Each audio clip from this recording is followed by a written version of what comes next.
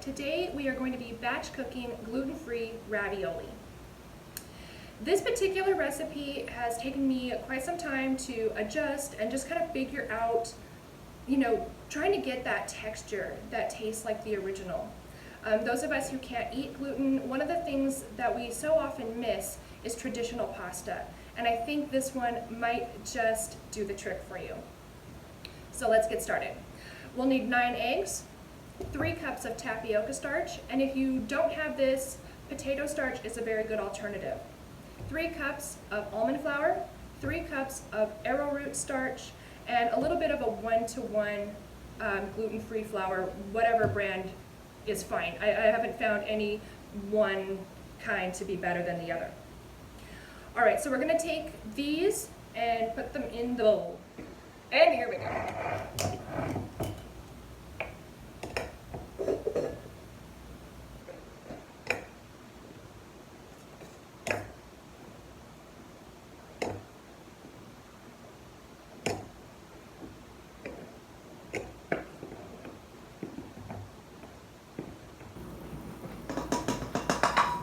So this is just a half cup measuring. That's why you saw me put in 6, if you did see me put in 6.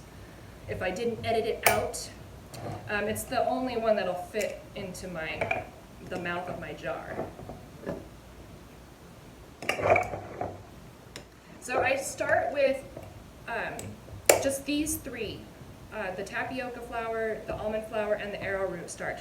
This 1-to-1 we'll only be using if the batter is a little bit too, or the dough is a little bit too soft. And the reason why that can happen is sometimes your eggs are huge and sometimes they're small, and there's just that little adjustment that might need to be made to have the perfect texture.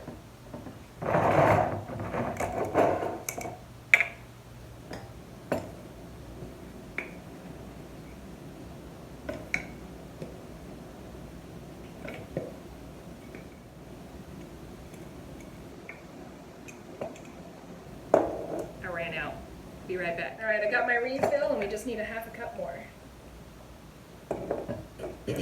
I'm using my KitchenAid mixer for this, and very often I'll do more than one batch, but this particular recipe will fill up the bowl that comes with the KitchenAid. And it's important that you don't, overflow it. All right, next thing we're going to do is in this bowl, we're going to add all of the wet ingredients. Well, I guess I should put the salt in. Let's put the salt in. So we need 6 teaspoons of salt. Okay, so for the wet ingredients, you'll crack in all of your eggs.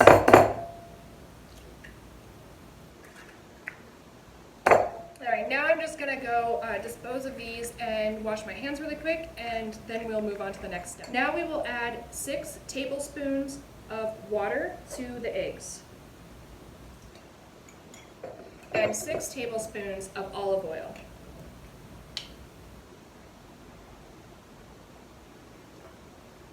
We'll just give this a little stir. Put the bowl in the KitchenAid. Just give that a little bit of a stir. And then we're going to slowly add the eggs into the flour mixture. Because this is a gluten-free recipe, you don't need to worry about over-mixing it.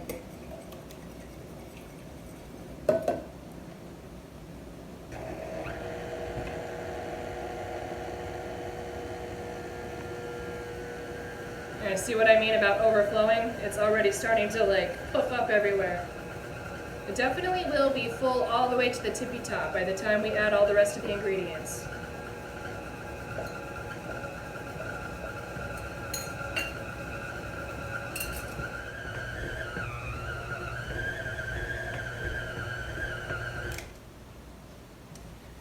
All right, now how to tell if it's the right, texture. When you're making a gluten pasta, it's a lot easier to tell where you're supposed to be. A little bit more difficult with this. One of the things that I look for is how fast or does it fall off of the spatula. It needs to be thick enough that you can handle it, but not concrete, right? We don't want concrete pasta. And I kind of like this, which means we're not going to need any of the 1-to-1 flour. So we'll go ahead and set that aside. Now at this stage, oh my gosh, I'm gonna take this off, and you're gonna wanna dig down to the bottom and make sure that you got all of your little crumbs on the bottom, and we did. So that's great. We'll take our attachment off. We don't want to waste any of it, right?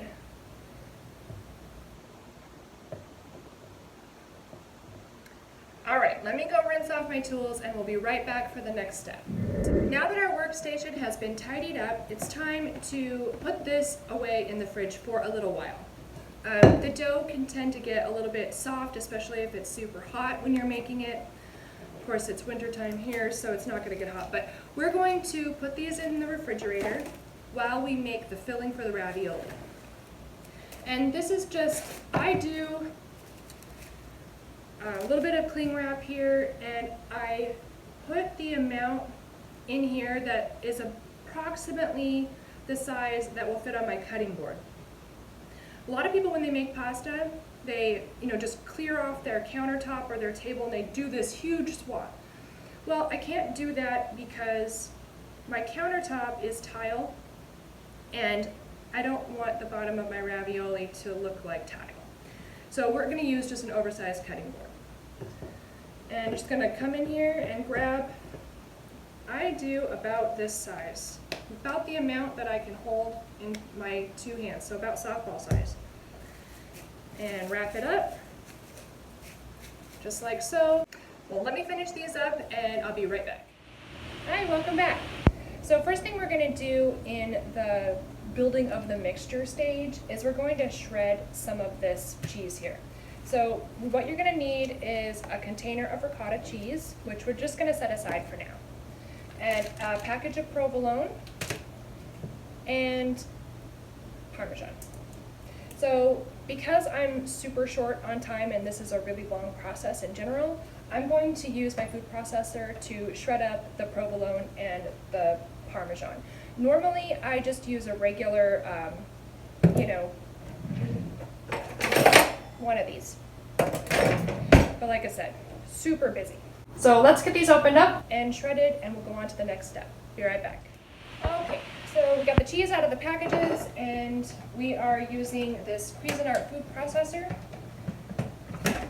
and it has the shredder attachment. Very user friendly, I highly recommend it.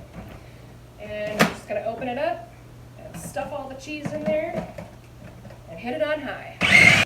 So provolone is a pretty soft cheese, and I normally I buy the slices and then I just kind of cut them into strips and put them in the bowl. But this time, like I said, because of time constraints, I'm just trying to get them a little bit smaller.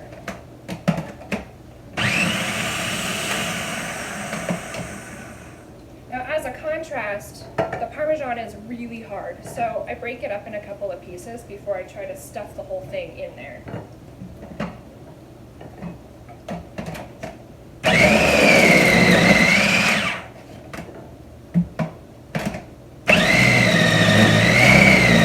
Now that the cheese is shredded, meet me back at the counter and we'll start putting this all together.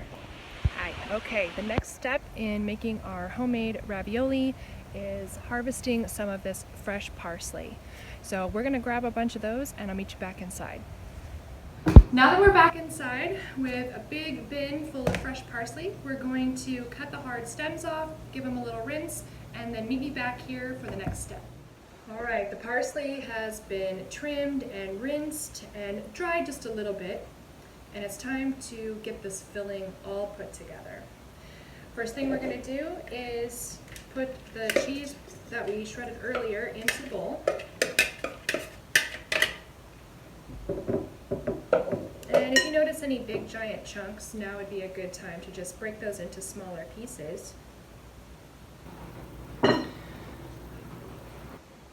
And then we will add the entire container of ricotta cheese.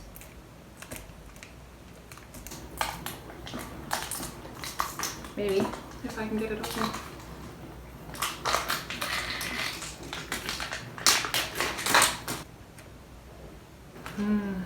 Okay.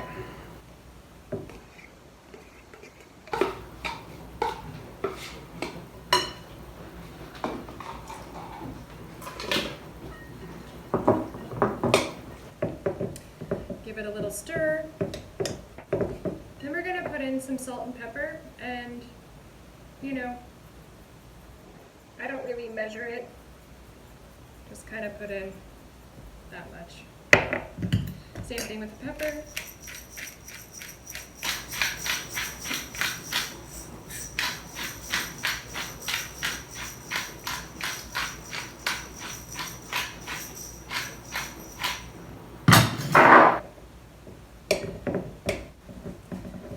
You don't have to put egg in this. I do, because I just kind of, I like that texture that it gets after it's been cooked. So I'm gonna just pop in 2 eggs. You can just do 1 or none, completely up to you. All right, then give that a nice stir till it's pretty well mixed in. And then we'll put all of the parsley in.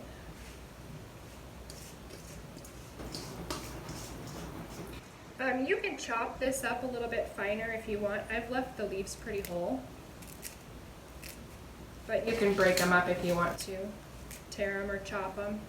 It's really whatever you like. And give that a good stir. Now that the filling has been made and the pasta is ready to go, we're going to bring those out of the fridge and start assembling the ravioli. In front of us here, we have a cutting board. Like I said before, you can use your tabletop counter or whatever big space you have. A rolling pin,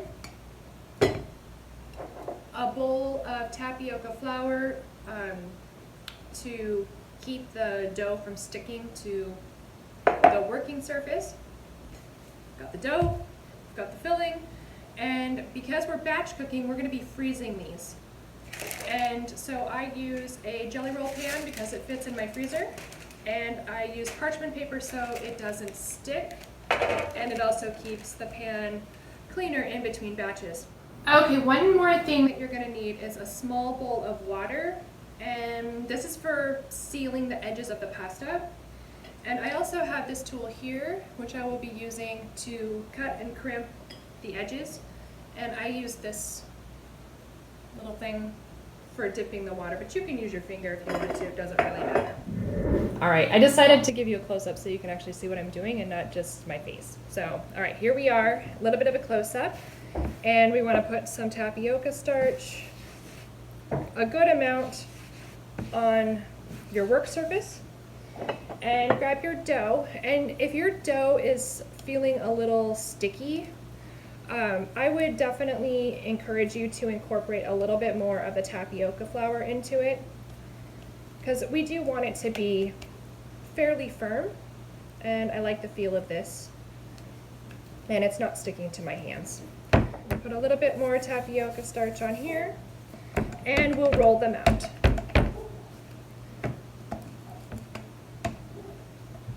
So I like to do it not in a perfect circle, but kind of more long ways, like an oval.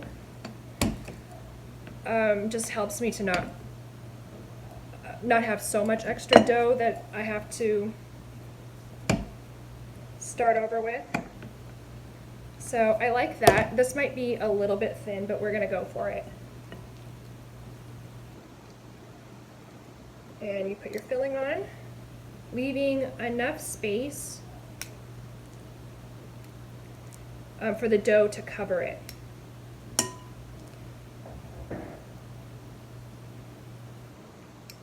All right, we're gonna go for 3 on this piece here.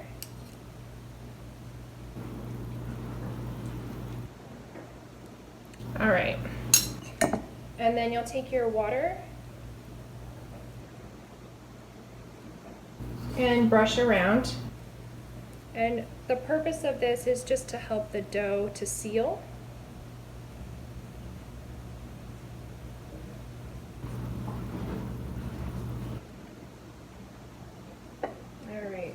Then we're going to take the side, flip it over, just like that, and use your fingers to press down and seal.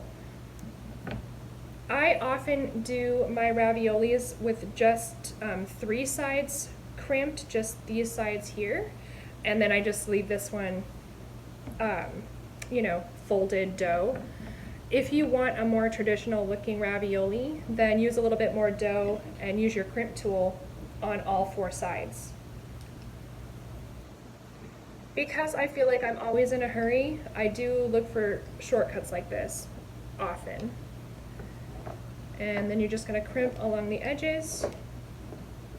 Don't get too close though, because if you do, if you bump into the filling, then it will bust open when you're boiling them.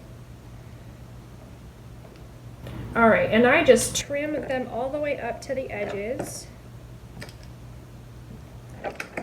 To the edge of the filling is what I mean. And then this is what they look like.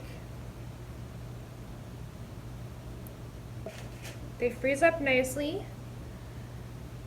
And when you want to use them, all you have to do is throw them frozen right into a pot of boiling water for about 5 minutes.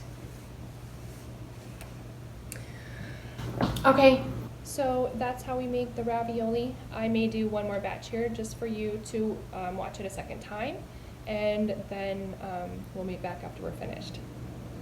Any extra dough you have from your first round or your second round or however many rounds you're going to end up doing before you use all your dough, you'll just add this little bunch to the next one that comes out of the fridge. And here's my next one.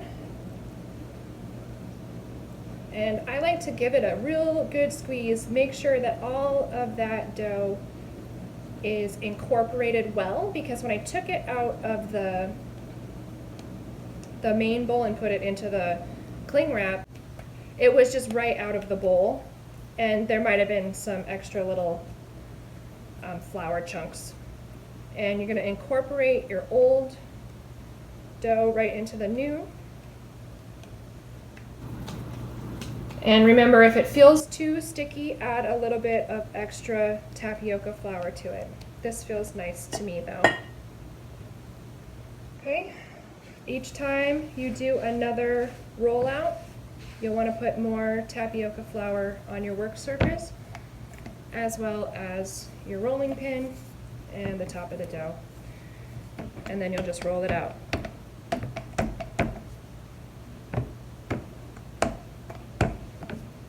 Remember that the thickness is determined by making sure what the end goal is, which is that the filling does not burst out, but also that we don't just get a mouthful of pasta dough when we're having our meal. So finding that balance is important. All right, here's our cheese mixture here.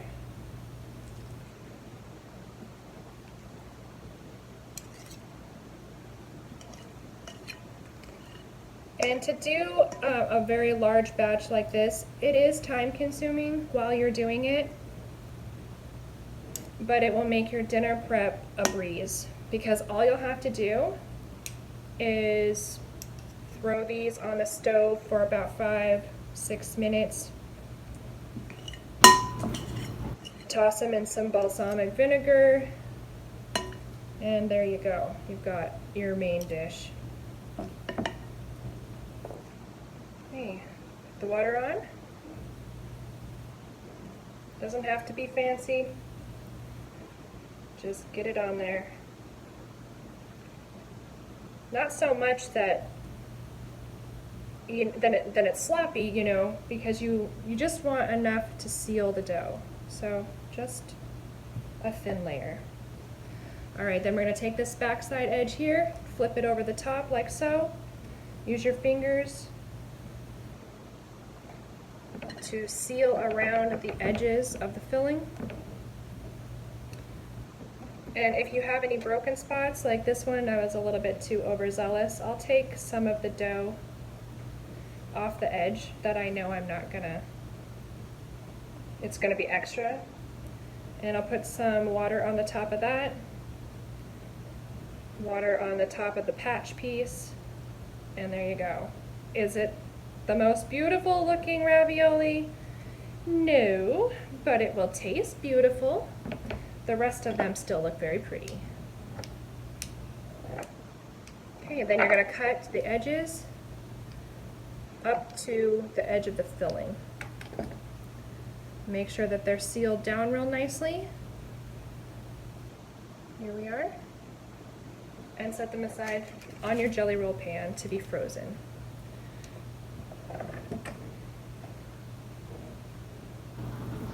So these are quite large. Again, I do like my raviolis large. You can make them any size that you want. And also you can crimp this side. So this one has actually enough dough. I'll show you what it looks like. So this will give you a little bit more of a professional look because it's got all four sides crimped.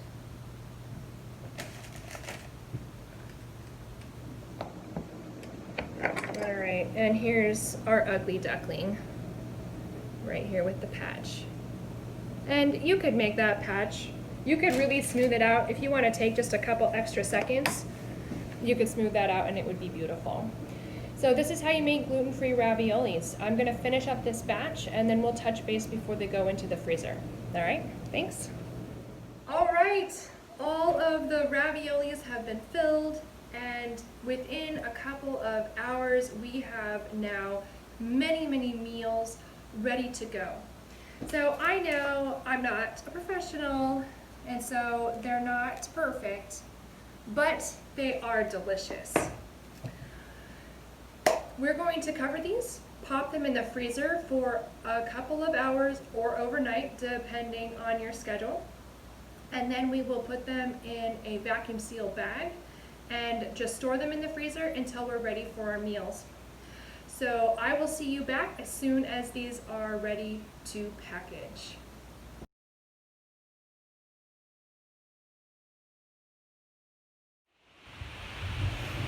Hello everybody, we're back. These have been in the freezer for several hours and they're frozen solid. We're going to go ahead and put them in some vacuum sealed bags for storage. First thing I always tell you is make sure you date your bag with the contents. Now that that's done, let's pop them in the bag and stick them in the machine. I like to do this meal size, and I do a variety pack. So sometimes I want just one for myself, or I need a whole bunch for the family, and I make sure that there are several different sizes available depending on, you know, what comes up for the meals. These are going to thaw out super fast, so we're going to work quick here. Right, now this vacuum sealer, all you have to do is you put your bag, your pre-made bag in, you hit the push to vacuum and seal button, and it will do everything on its own. It will suck all the air out and then it will seal it.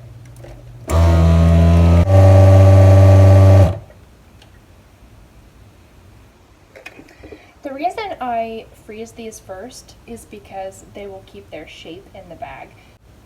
If I do this when they're completely soft after just making them, they will be flat raviolis. And I want plump raviolis. So there you go. That's what it looks like. I'm going to finish these up and see you in a minute. We're in the home stretch, everybody. We now have 20 frozen meals that are homemade, from scratch, that we can just build our meals from. And I know you guys, it took a couple hours to do this with me, and definitely like a half an hour just to watch my video, but I promise it is so worth the time, because for 20 meals, all we have to do, take a package, cut it open, put it in a pot of boiling water with just a touch of salt. You don't even have to thaw these out. All right, all you have to do is open it up, frozen and all, pop it into a pot of boiling water, and in 6 minutes you're going to have a full main dish ready. You can put a little tomato sauce on it, a little balsamic vinegar. It's completely up to you.